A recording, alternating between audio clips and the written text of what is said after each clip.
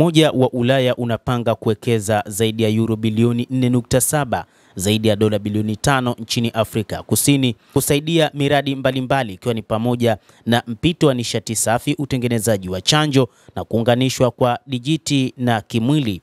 Rais wa Tume ya Umoja wa Ulaya Ursula von der Leyen alitangaza Alhamisi.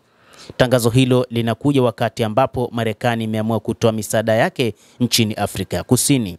Hata hivyo, Umoja wa Ulaya umesema kwamba unachukua nafasi ya Marekani katika taifa hilo la Afrika ya Kusini. Tangazo hilo limetolewa katika mkutano wa kilele kati ya Umoja wa Ulaya na Afrika Kusini unaolenga kuimarisha uhusiano baina ya wote wawili. Inakuja muda mfupi baada ya Marekani kuondoa msaada wa kifedha kwa Pretoria, huku kukiwa na mzozo wa kidiplomasia. Tulizungumza pamoja katika mkutano wa G7 huko Rio mnamo Novemba kuhusu hydrogen ya kijani na vitu vinavyoweza kufanywa upya ili kufungua ukurasa huu mpya katika mahusiano yetu. Ulaya inaweza kuchangia mfuko wa uwekezaji wa Global Gateway wa euro bilioni 4.7, von der Leyen alimwambia rais wa Afrika Kusini Cyril Ramaphosa.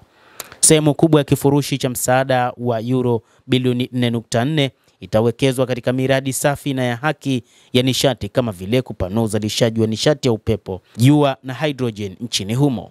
Tunajua kuwa wengine wanajiondoa. Kwa hivyo hapa tunataka kuwa wazi sana na ujumbe wetu, tunapungua maradufu kwa msaada wetu.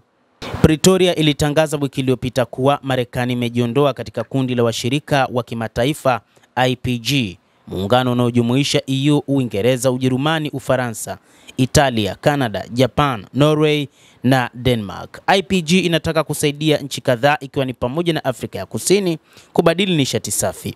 Kwa mujibu wa taarifa kutoka ofisi ya Rais Cyril Ramaphosa, Afrika ya Kusini sasa inaelekea kupoteza zaidi ya dola bilioni 1 katika ahadi za uwekezaji kutoka Washington kufuatia kujiondoa kwa kundi hilo. Rais wa Marekani Donald Trump alisema kuwa utawala wake utasimamisha ufadhili wote wa ushirikiano kwa Afrika Kusini, akitaja nchi hiyo mahala pabaya kwa hivi sasa. Uamuzi huo ulifuatia kupitishwa kwa sheria yenye utata ya unyakuzi wa ardhi ambayo nchi hiyo ya Afrika ya Kusini inasema inalenga kushughulikia tofauti za rangi katika umiliki wa ardhi. Trump amekashifu sheria hiyo kama hatua mbaya na kutia saini amri ya utendaji inayoagiza mashirika ya serikali ya Amerika kusitisha msaada kwa nchi hiyo.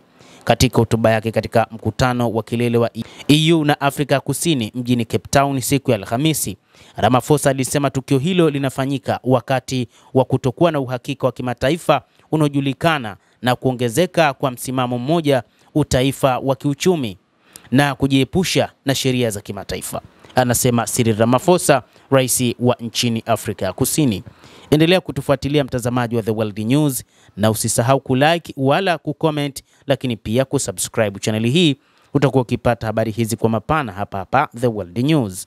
Mimi ni Adam Hussein, endelea kutufuatilia wakati wote.